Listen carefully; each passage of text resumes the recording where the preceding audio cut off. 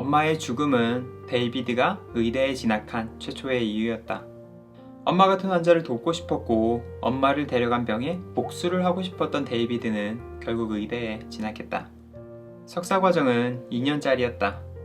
연인인 케이틀린과 그렇게 오랫동안 떨어져 있고 싶지도 않았고 의대에 빨리 진학하고 싶었던 데이비드는 잠도 제대로 자지 않으며 공부에 매달려 2년짜리 과정을 8개월 만에 마치고 만다. 이후 전액장학금을 받고 펜실베이니아 의대에 입학한다. 2010년 7월 6개월간의 순환 실습을 마친 데이비드는 2주간의 휴가를 받았다. 휴가를 받고 바로 가족을 만나러 향했다. 누나 부부를 만나 너무 행복한 시간을 보내고 있었지만 한편으로는 자고 싶은 마음이 정말 너무 간절했다.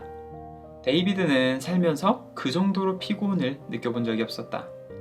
다음날 12시간을 자고 일어나 커피를 몇 잔이나 마셨음에도 몸은 가뿐해지지 않았다. 그러고 며칠이 더 지나 샤워를 하던 중 사타구니에 림프절이 커져 있는 것을 발견하고는 심각한 문제가 생겼음을 직감했다. 가족들을 놀라게 하고 싶지 않아 아무 말도 하지 않았지만 림프절 비대는 암의 징후가 될 수도 있음을 데이비드는 이미 알고 있었다. 휴가를 마친 데이비드는 병원으로 돌아와 순환실습 최종 시험을 준비했다. 그렇게 많은 위험 신호에도 데이비드는 최종 시험이 끝날 때까지 진찰을 받지 않았다. 결국 시험을 마친 데이비드는 막 시험을 치른 그 병원의 홀을 가로질러 응급실로 향했다. 검사 결과 데이비드에게 생긴 병은 의사들도 모르는 병이었다. 안녕하세요. 도서관에 사는 남자입니다. 앞에서 들려드린 이야기는 희망이 삶이 될 때라는 책에 나오는 이야기입니다.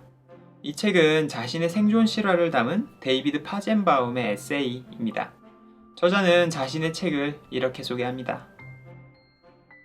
이 책은 산타클로스 같은 의사는 없고 그러므로 내게 줄 선물이 있을 리 만무하며 치료법을 알려주지도 않는다는 사실을 알아내는 과정에 관한 것이다.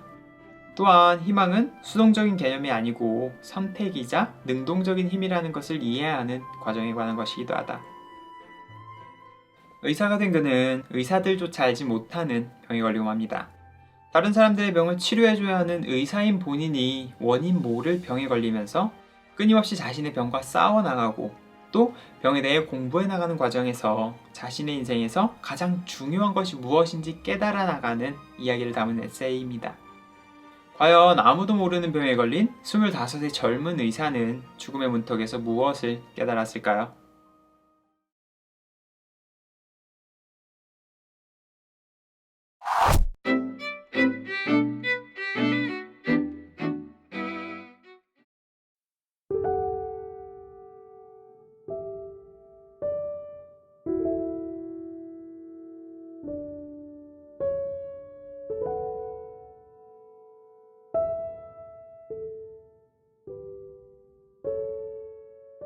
데이비드는 자신이 가고자 하는 길을 향해 끊임없이 앞만 보고 달립니다. 앞의 이야기에서도 잠깐 들려드렸지만 2년짜리 석사 과정을 8개월 만에 끝낼 만큼 목표가 생기면 앞만 보고 달리는 사람이었습니다. 하지만 자신의 목표가 가장 중요했던 데이비드는 연인인 케이틀린과 점점 멀어지다 결국 케이틀린에게 이별을 통보받게 됩니다. 결국 이별을 하게 됐지만 데이비드가 병상에서 가장 먼저 떠올린 사람은 연인이었던 케이틀린이었습니다. 자신의 일도 중요하지만 연인인 케이틀린에게도 관심을 충분히 쏟았어야 한다는 후회를 하기 시작합니다. 그러면서도 이별을 통보한 케이틀린이 자신을 보러 병원에 찾아오기를 바랍니다.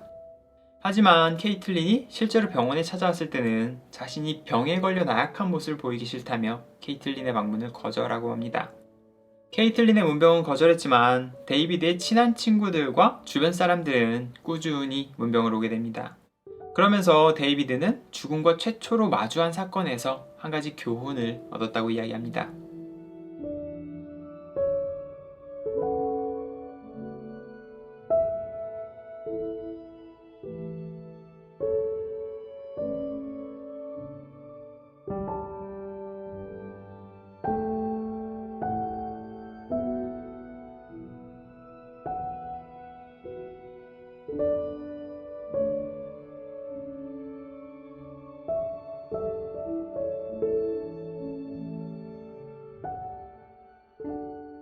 데이비드는 몸이 조금이라도 낫는다면 주변 사람들이 자신을 너무 바쁜 사람으로 기억하지 않도록 행동하기로 합니다.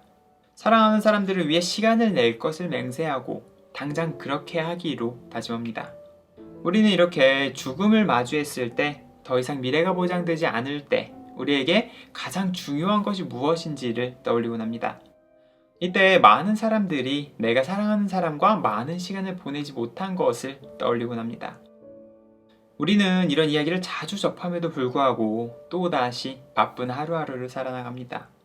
인간은 망각의 동물이기 때문에 큰 깨달음을 얻었다고 해도 또다시 금세 잊어버리곤 합니다.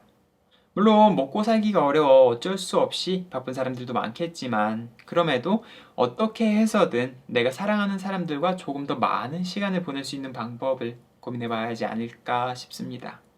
우리가 직접 죽음의 문턱에 다가가 이런 것을 깨달을 수는 없으니 이런 다른 사람들의 이야기를 통해서 인생의 가장 중요한 것들이 무엇인지를 고민해 보는 시간을 가져보는 것은 어떨까요?